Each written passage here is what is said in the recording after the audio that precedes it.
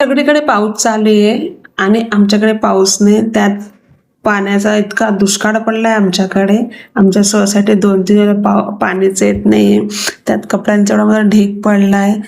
विचार करते काय करावं, काय काम सुचत पण नाहीये. आणि मी हे ओवा, तीळ, बडीशोप आणि जवस हे सगळं भाजून घेतलंय, मुखवास बनवून घेतलाय की ते मी नेहमी बनवत असते. सगळेजण खातात आणि मी आता जेवण बनवते, कारण सकाळी नाश्ता नव्हता केला त्यामुळे भूक लवकर लागून गेली. आता जेवण बनवून घेते.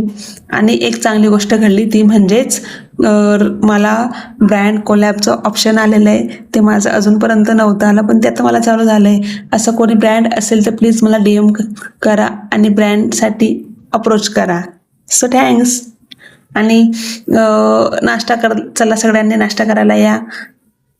ओके, बाकी छान आहे सगळं. तुमच्याकडे पाऊस चालू आहे का नक्की सांगा ना. माझे व्हिडिओ तुम्हाला आवडत असेल तर नक्की फॉलो करा.